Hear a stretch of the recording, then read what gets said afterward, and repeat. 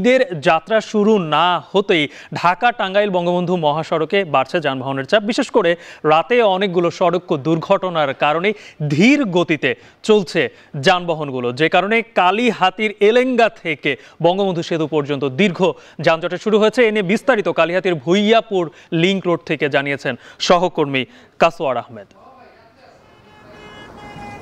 ঈদের ছুটিতে বাড়ি ফিরছে উত্তরাঞ্চলের মানুষ। এতে করে ঢাকা টাঙ্গাইল বঙ্গবন্ধু সেতু মহাসড়কে যানবাহনের সংখ্যা ও যাত্রীদের চাপ বেড়েই চলেছে। আমি রয়েছি এই মহাসড়কের ভুইয়াপুর লিংক রোড এলাকায়।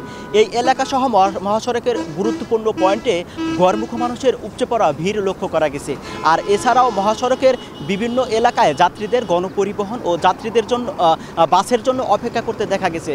আর আমি যে এলাকাতে রয়েছি এই এলাকা থেকে বঙ্গবন্ধু সেতুর পূর্ব পাড় পর্যন্ত প্রায় 13.5 কিলোমিটার এলাকায় ধীরগতিতে যানবাহন চলাচল করছে। এর কারণ হিসেবে পুলিশ বলছেন যে গত রাতে 3 জায়গায় একাধিক গাড়ির সংঘর্ষ হয়, আর সেগুলো অপসারণ করতে সময় লেগে যায়। আর তখন থেকে ধীরগতিতে যানবাহন চলাচল করছে। টাঙ্গাইলের পুলিশ সুপার জানিয়েছেন যে উত্তরের মানুষের ঈদযাত্রা নির্বিঘ্ন করতে মহাসড়কের প্রায় 7 শতাধিক পুলিশ 3 শিফটে দায়িত্ব পালন করবে। আর এছাড়াও কোনো যানবাহন বিকল বা দুর্ঘটনার কবলিত হলে সেগুলো যাতে তাৎক্ষণিক অপসারণ করা হয় সেজন্য গুরুত্বপূর্ণ পয়েন্টে রেকার রাখা হয়েছে।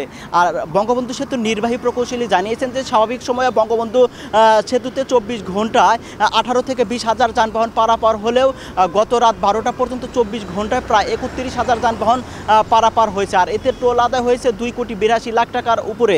তিনি জানিয়েছেন যে উত্তরের মানুষের নির্বিঘ্ন ঈদযাত্রা করতে আলাদা মোটরসাইকেলের লেন সহ উভয় প্রান্তে প্রায় 18টি বুথের মাধ্যমে টোল আদায় করা হবে, যা স্বাভাবিক সময়ে উভয় প্রান্তে 12টি বুথের মাধ্যমে টোল আদায় করা হয়। তো এই ছিল ঢাকা টাঙ্গাইল বঙ্গবন্ধু সেতু মহাসড়কে যান চলাচলের সবশেষ তথ্য।